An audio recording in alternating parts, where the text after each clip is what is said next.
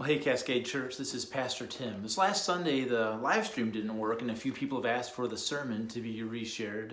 So this is going to be a little bit of an abbreviated version, but I did want to share this just for people to be able to keep up. We're going through the book of Psalms this summer, and Psalm 73 looks at how we deal with our doubt.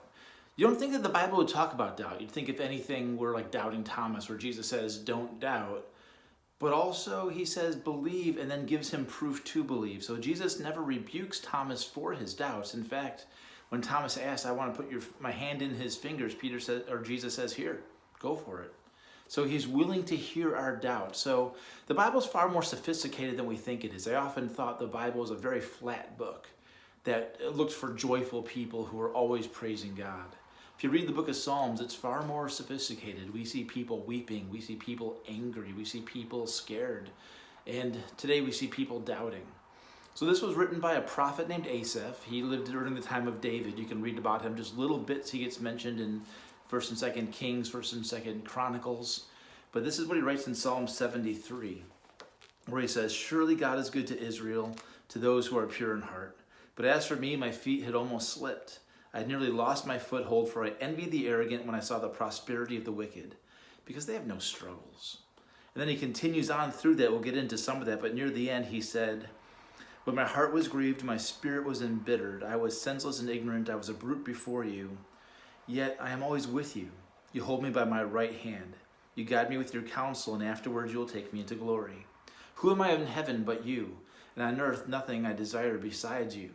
My heart and flesh may fail, but God is the strength of my heart, my portion forever. Those who are far from you will perish.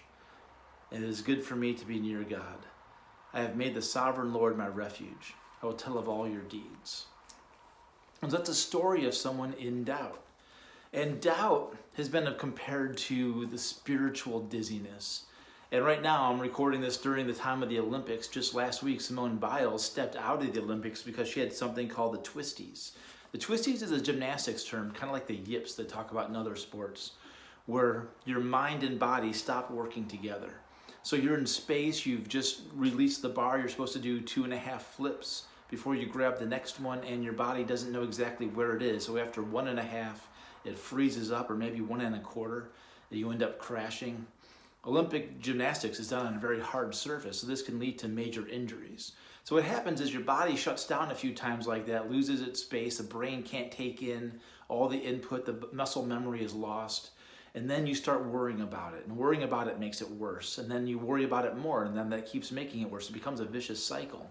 There's whole degrees in sports psychology to help people get through that. But I bring that up because what doubt is, and this is Tim Keller's analogy, is a spiritual form of dizziness. The brain is taking in information, or the eyes are taking in information. The brain can't process them all. And so we see things in the world around us, and our brain and our faith constructs can't take it all in. So we begin to lose hope. We begin to lose faith. We begin to wonder, where am I in relationship to God? If Simone Biles can hit the vault and not know where she is in relation to the vault and the mats and everything else, it's like us going into a new endeavor or going through a season of pain, and suddenly we wonder, where is God and where am I in relationship to him, and am I going to fall? Am I going to fail? It can be scary. And doubts can happen to anyone. One of the things I've learned is that it's not a question of if you'll doubt, it's when. And so what I'm hoping we can do today is to understand what doubt is, and then look at 4 ways to address doubt from this psalm. But first, let's look at what doubt is. As we were mentioning, doubt is a form of kind of a spiritual dizziness. You know what you believe, but then you don't know if it's actually true or how you stand in relationship to it. Verse 1 of this psalm says, surely God is good to Israel, to those who are pure in heart. That's his statement. That's what he wants to believe. That's what he's always believed. But then something happens and life gets in the way. And the things that he believed begin to feel hard, begin to feel scary, because he goes through some experiences. In verse 2 he says, but as for me, my foot had almost slipped. I'd nearly lost my foothold. Those words, slipping, losing your foothold, that doesn't mean he's just like walking across the sidewalk or down his driveway. When you slip on the sidewalk or walking across the living room, as I've done before, it's not that you lost your foothold or your foot gave way. That's a description of like mountain climbing or rock climbing. You're doing something difficult. You've got a hard trip ahead of you. Every foothold is a step into life, not just a next step forward. I've tried to summit Mount Rainier before. We got snowed out, but all the way up there, you're kicking into the ice and pushing down into it and trying to keep going forward. I had a friend who was rock climbing, and she was in Leavenworth. There's a road that goes outside of Leavenworth right along the Icicle River. One side's a sheer rock wall. You have the road, a little bit of a side trail, then it goes down to the river. And she was maybe 20 foot up off the road, and her foot slipped, just like in this psalm. She looked down, but instead of her eyes looking at the road, her eyes went all the way down a quarter of a mile to the river, and her brain just locked up. She could not move. She couldn't go up. She couldn't go down. She was on a belay line, so we were holding her tight. And a friend had to clip in, free climb up to her, and then talk her about how to get to the rest of the way up. She was just completely freaked out.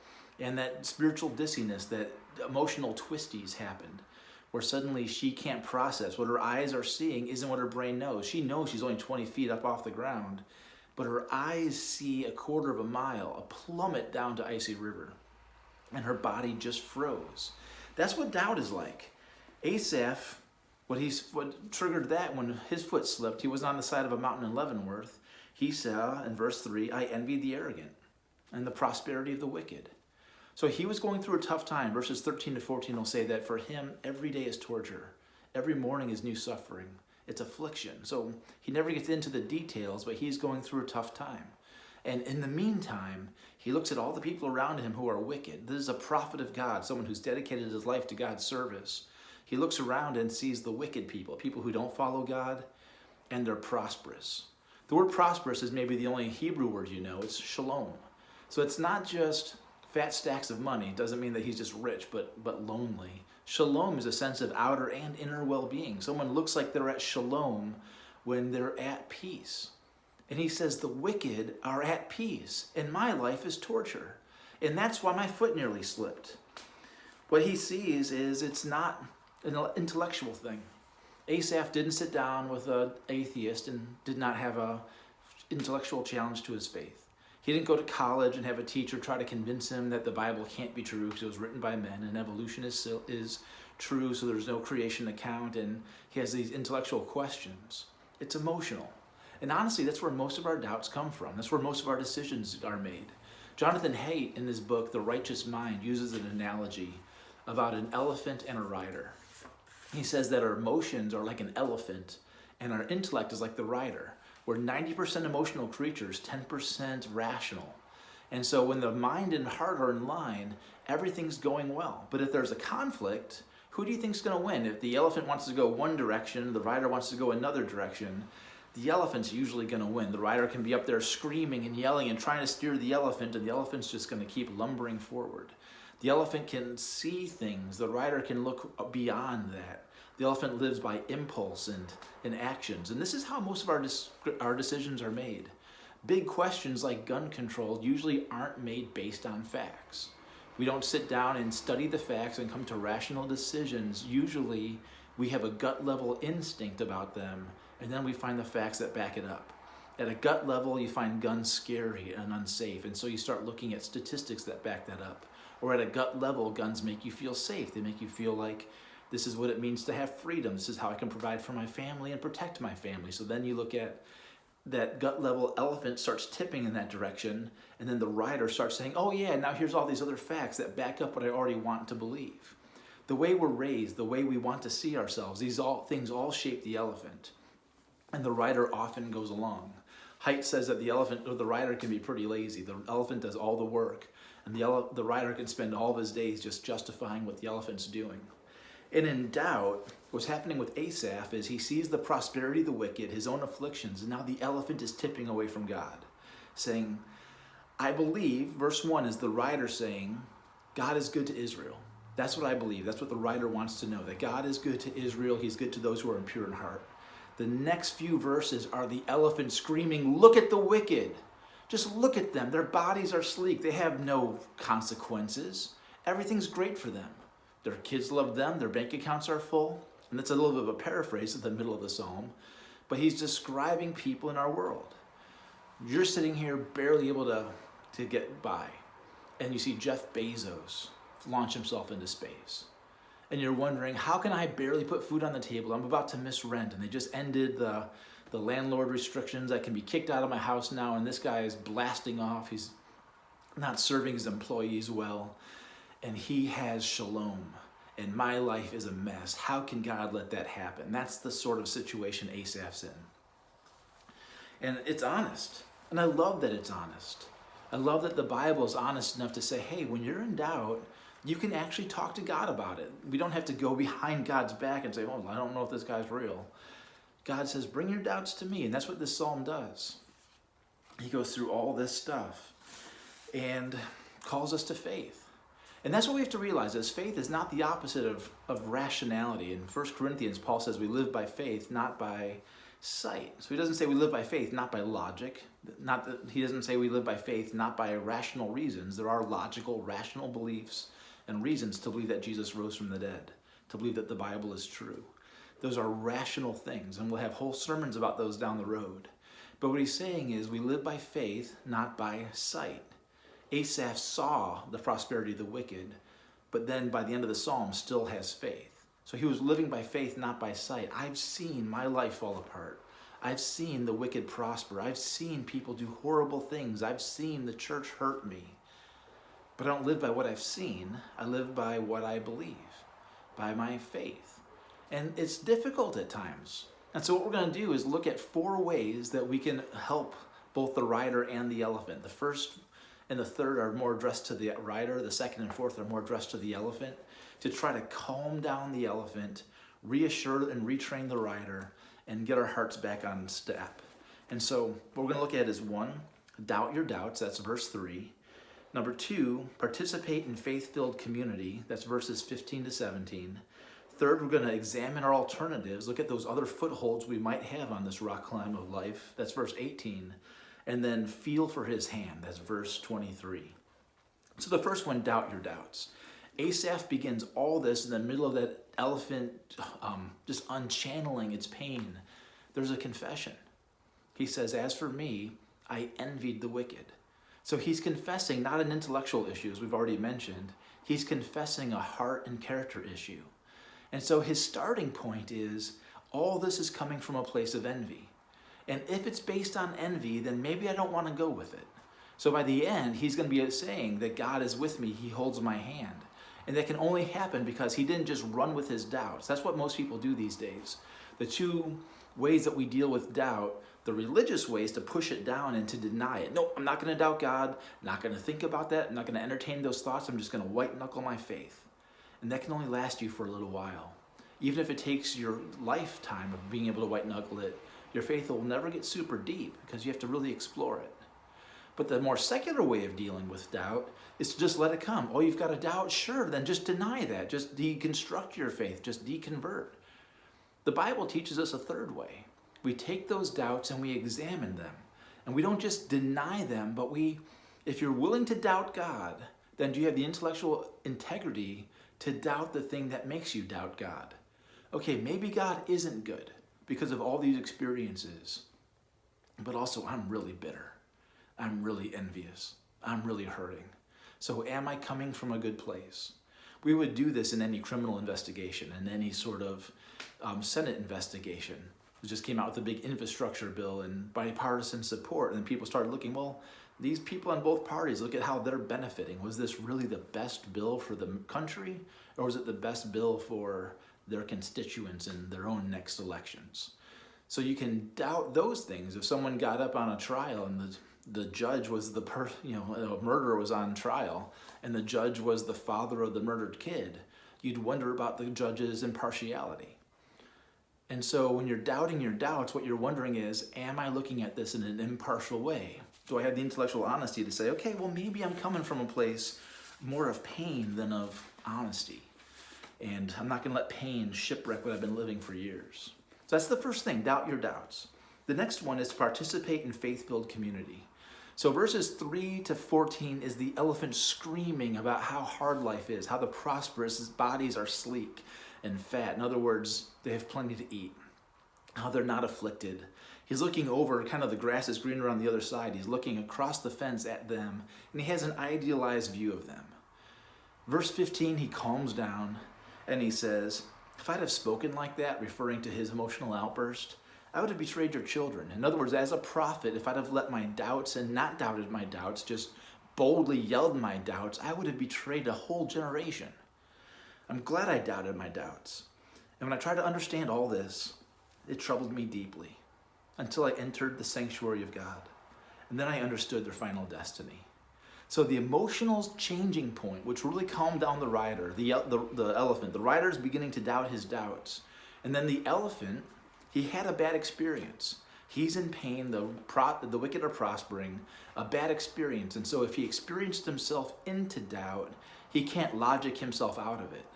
If he has an experience that leads him into doubt, he needs a better experience to take him back onto the path. And so the experience that he finds is worship. He comes to the temple of God. And what he sees there are people worshiping. People of all sorts, people of all colors, people bringing sacrifices, bringing their offerings. Jesus talks about being in worship and seeing a widow bring her last pennies to God.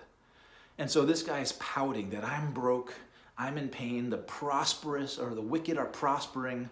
How can all that happen? He looks over and maybe he sees something like that happen. He sees a little widow come forward and throw her mite into the collection plate. And he thinks, maybe that's more the prosperity and the shalom that I want. Not shooting myself into space, not having multi-million-dollar cars, not having all those things that it looks like everyone else around me has. Maybe I want something like that. Maybe they come to a church like ours where you see widows and elderly and young people all coming together. And they love each other. And there's big political differences. We just had a class last fall, and not everyone's a Republican, not everyone's a Democrat, not everyone's anything. And we still love each other. There's people of different colors and different sizes and different body types, and they can just come together and they worship and they sing. And he came to that place and the elephant calmed down. And so we need to have those experiences. And if you're going through a team of doubt, then skipping church is going to be the first logical thing. In my life, the people who've hurt me the most were Christians. They were pastors and elders. They were classis leaders. They were people who knew better and didn't treat me well. And if anyone would leave the church, it would have been me. Unfortunately, God is real, and he kept me close, and he brought better people into my life, and better pastors, and better people who could direct me back to him. If I'd have walked away from church, I may have walked away from God. But God kept church in my life on purpose so that I could continue to follow him and he would continue to love me. I believe that was part of his plan. As much as he allowed all the pain to come through, he also allowed there to be churches that would be gracious and healing. I had a pastor come to me and say, just come, sit in the back, listen, soak it up. We're not going to ask anything of you. We just want to love you. And it was exactly what I needed. And I came into the place of worship and I realized that God was still there. So I'd encourage you, if you're going through a season of doubt, it might seem counterintuitive to say, okay, I'm doubting God, so I'm going to give up my Sunday morning and go see God. It might be counterintuitive, but it's the best way to actually deal with this. Remember, doubt your doubts. Doubt the envy or the bitterness or the pain. Those things are real. You've been hurt. But does that mean that God isn't good? So keep seeking him. Let him find you. All right. The next one is to examine your footholds. So remember, this was a person whose foot had slipped was the metaphor that Asaph uses. So imagine my friend still on that rock climb in Leavenworth. A foot slips, finds a little bit of a foothold then, and then wonders, maybe I need a better foothold. So you start looking around the rocks to find a better place to put your foot. And you're not going to pick a sheet of ice. You're going to look for something that's more stable, more level. And that's what we're being called to here, is to say, okay, what's the better foothold? In verse 18, I believe it says, but as for the wicked, you've put them on slippery ground. They're going to be swept away. So right now, my foothold is barely holding on. But I look at what the wicked are holding on to, and they have nothing. They're going to be swept away. Right now, they've got the Tesla, they've got the nice car, they've got the kids that love them. But 50 years down the road, it's not going to go so well for them eternally. They will be swept away. And so do I want to jump into what they have and lose everything that I am taking for granted that God has given me? That's what we have to do. is when we start doubting our doubts, once we get into worship, then we look around and say, okay, this is what I believe about God. He's good, he's true. I'm doubting it, but you can't just stop believing. That's a thing that's a big lie in America, that you can just stop believing in God and not believing in anything else. I don't know anyone who doesn't believe anything. We have to believe something else, so we have to look at what's going on. There's a wonderful book by Sheldon Van Auken called Severe Mercy, and it talks about his own journey into faith. And what he says is, as a college student, he wanted to become a Christian, but he wasn't sure he believed it. He wanted more proof. And so I'll read to you from his book where he says, there was a gap between the probable and the proved. So what was probably true about God and what they proved about him, and how was I to cross that? If I was going to stake my whole life on the risen Christ, I wanted proof. I wanted certainty. I wanted to see him eat a bit of fish. I wanted letters of fire written across the sky, and I got none of those. So I continued to hang about on the edge of the gap meaning the gap between us and faith. It was a question of whether I was going to accept him or reject him. So there's this gap in front of him.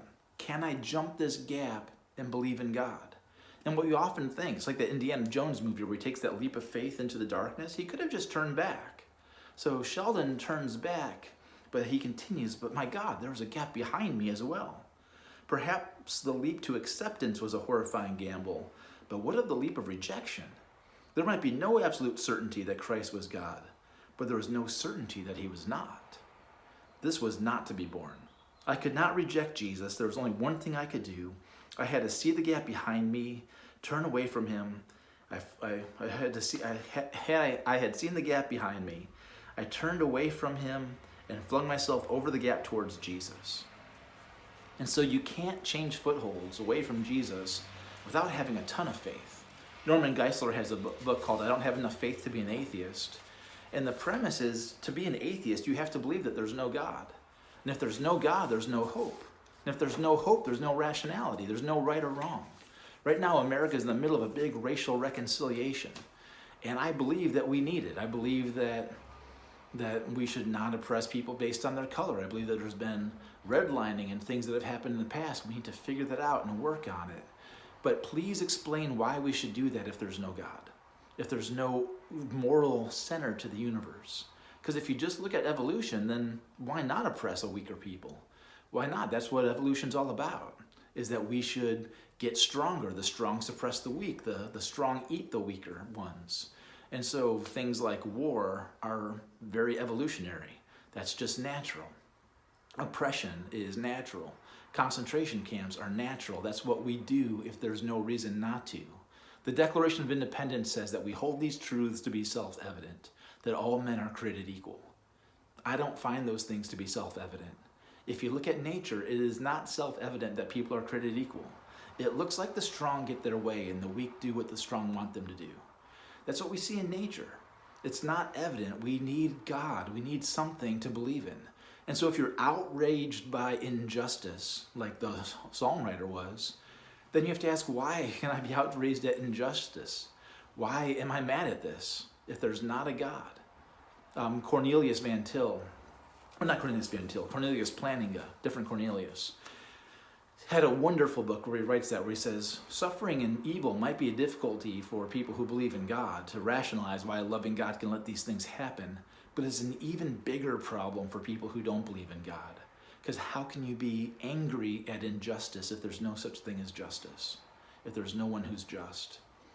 Annie Dillard probably explains it best in her book, Pilgrim at Tinker Creek.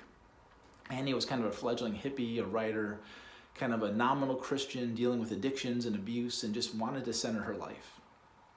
And so she got a little cabin by Tinker Creek and thought that nature, Mother Nature, would love her, that would bring her to sanity, would center her. And so she lived there and communed and wrote poetry and was having a wonderful time until reality began to set in. She went to the creek every day and saw this little frog, and she loved that frog. And then the frog had a water bug land on its back, and the next day she came and that bug had sucked the frog dry. And the frog was just laying there in the marsh dead.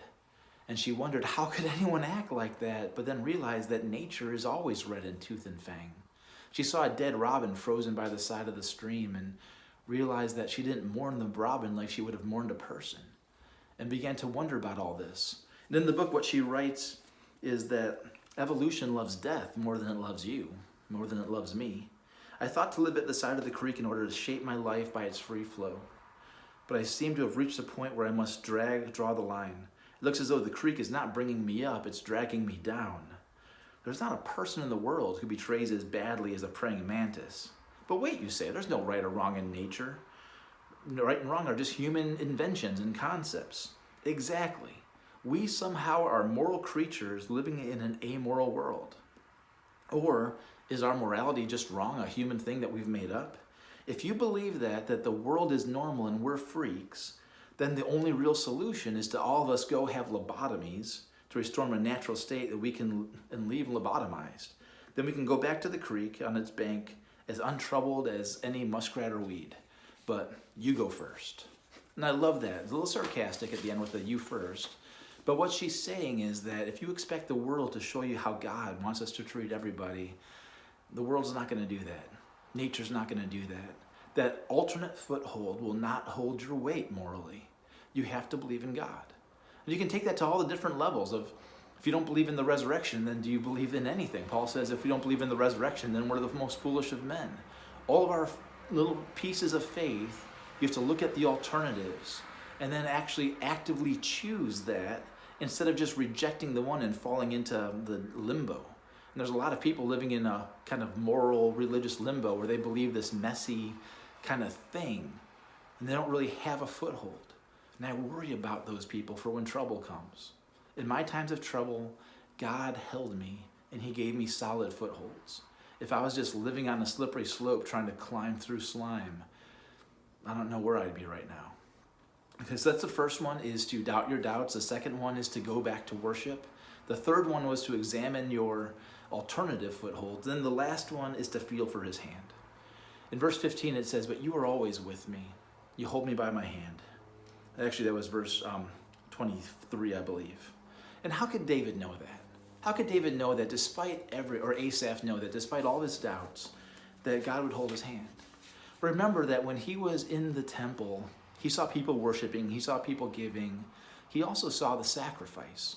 He saw that God had created a way that even when people fail, that they could be brought back into reconciled relationship with him. And that sacrifice reminds me of the biggest doubter in human history. Who do you think had the biggest doubts? The biggest case of the spiritual twisties and dizziness of anyone? It would have been Jesus. Jesus lived as God the Son in perfect harmony with God the Father and God the Spirit for eternity time. Then he came on earth and his whole life was suffering from the day he hit the crib and was feeling the prickle of straw in his body to the day he hung on the cross. And in the Garden of Gethsemane, he was tempted and he wept. It says in Matthew 4, remember when Jesus was tempted by Satan in the wilderness and resisted him. At that time, Jesus was being tempted to be prosperous like the wicked would be, to avoid all the cross stuff. Jesus resisted that. And it says at the end of Matthew 4 that Satan left until a more opportune time. I think the more opportune time was the Garden of Gethsemane, where Jesus was on his knees and maybe Satan was whispering that back, like, just worship me. You don't have to go to the cross. Just follow me and I'll give you all these people. Just follow me and I'll give you bread and wine and riches. Just follow me. Don't go to the cross. In all that temptation, Jesus calls out to God and says, not my will, but yours. And maybe he still doesn't hear an answer. Then he's hanging on the cross and he's been whipped and beaten and scourged. Looks like not even human anymore. Unrecognizable, it says in Isaiah. And he's hanging up there screaming, my God, why have you forsaken me? You can see that the elephant is rampaging, wondering, where is God? That is the biggest set of doubts in history. And all through that, Jesus did that so that we could be assured that he would hold our hand no matter what. That he would be there no matter what. That he would always accept us back because he bore our sorrow, bore our sins, bore our suffering, even paid for our fears. And so Jesus, in all that, did not sin. It says that in Hebrews that he was tempted as every way that we are, tested and tried. And in all that he did not sin so that he could be a perfect priest and a perfect sacrifice. So let me assure you that doubt isn't a sin. It doesn't separate you from God. In fact, it might help you grow deeper. As you go through doubts and you examine, okay, this is where I'm standing now. Maybe your foothold is slipping because it's not a good foothold. So switch. Go back to where God would have you be. And then feel for his hand in the middle of your pain, in the middle of your suffering. If you let him, he'll show you that he's there. All right, that's all I've got. God bless.